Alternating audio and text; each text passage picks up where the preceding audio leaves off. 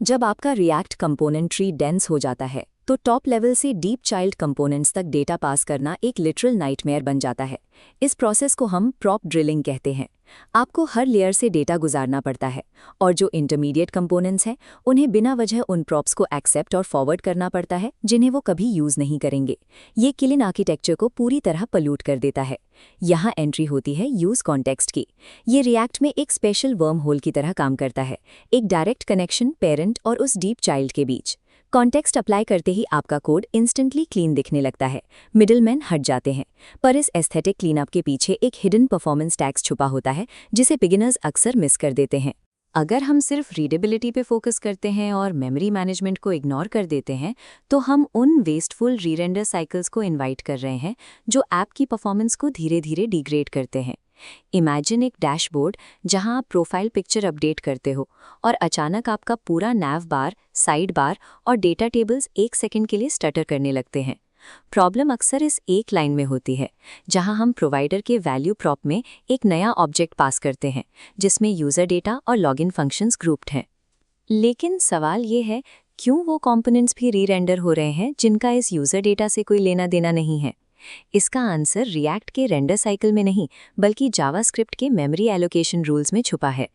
React engine के लिए use context एक हार्ड रेंडर डिपेंडेंसी इंजन की तरह काम करता जो सीधा कंपोनेंट लाइफ साइकिल को ट्रिगर करता है।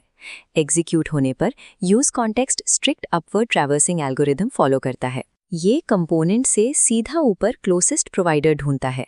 अगर प्रोवाइडर सेम कंपोनेंट में है जहां आपने यूज कॉन्टेक्स्ट कॉल किया तो सर्च फेल होगी, वो हमेशा पेरेंट ट्री में सर्च करेगा।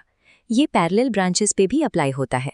एक ब्रांच का प्रोवाइडर दूसरी सिबलिंग ब्रांच को डेटा नहीं दे सकता, स्पेशल लोकेशन ही सब कुछ डिसाइड करती है। और अगर उसको प्रोवाइडर मिला ही नहीं तब use context fallback default value use करता है। पर ध्यान रखना, अगर ट्री में प्रोवाइडर वैल्यू अनडिफाइंड एग्जिस्ट करता है तो रिएक्ट उसे एक वैलिड प्रोवाइडर मानेगा और कंज्यूमर को स्ट्रिक्टली अनडिफाइंड मिलेगा, फॉलबैक ट्रिगर नहीं होगा। कॉन्टेक्स्ट में आपका कंपोनेंट फिजिकली ट्री में कहाँ प्लेस्ड है वही डिसाइड करेगा कि उसे क्या डेटा मिलेगा। अब आते हैं मेन परफॉर्मेंस टैक्स पर। रिएक्ट कॉन्टेक्स्ट वैल्यूज़ को कंपेयर करने के लिए ऑब्जेक्ट.इज इंजन का यूज़ करता है। ये इंजन रेफरेंशियल इक्वालिटी चेक करता है। इसका मतलब रिएक्ट ऑब्जेक्ट्स के अंदर का डेटा रीड नहीं करता, वो सिर्फ मेमोरी एड्रेस चेक करता है। पेरेंट रेंडर पर value equals to user login memory में नया ऑब्जेक्ट बनाता है। पुराना एड्रेस ट्रैश होके नया हेक्स एड्रेस मिलता है। ऑब्जेक्ट.इज नया एड्रेस देखकर फेल होता है। रिएक्ट ट्री में रेंडर शॉकवेव भेजता है और हर कंज्यूमर फोर्सिबली री-रेंडर होता है। यहाँ तक कि react.memo भी इस अपडेट को नहीं रोक सकता क्योंकि कॉन्टेक्स्ट अपडेट्स मेमोराइजेशन को पूरी तरह बाईपास कर देते हैं। तो यहाँ असली दुश्मन डेटा का चेंज होना नहीं है बल्कि अनस्टेबल मेमोरी रेफरेंसेस हैं। इस टैक्स को बाईपास करने के लिए मेमोरी लॉक करनी होगी। जो फंक्शंस कॉन्टेक्स्ट में हैं उन्हें यूज़ कॉलबैक में रैप करो। उसके बाद पूरे वैल्यू ऑब्जेक्ट को यूज़ मेमो के अंदर डाल दो। ये ऑब्जेक्ट क्रिएशन को मेमोरी में स्टेबल कर देगा।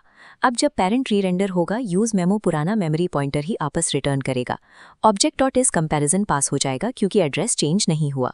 ये सिंपल ऑप्टिमाइजेशन उस रेंडर शॉकवेव को प्रोवाइडर की बाउंड्री पे ही डेड स्टॉप कर देती है। प्रोडक्शन स्केल ऐप्स में कॉन्टेक्स्ट वैल्यूज़ को मेमोराइज करना एक मैंडेटरी रिक्वायरमेंट है परफॉर्मेंस मेंटेन करने के लिए। स्केलेबिलिटी के लिए सीनियर इंजीनियर्स कॉन्टेक्स्ट स्प्लिटिंग का यूज़ करते हैं।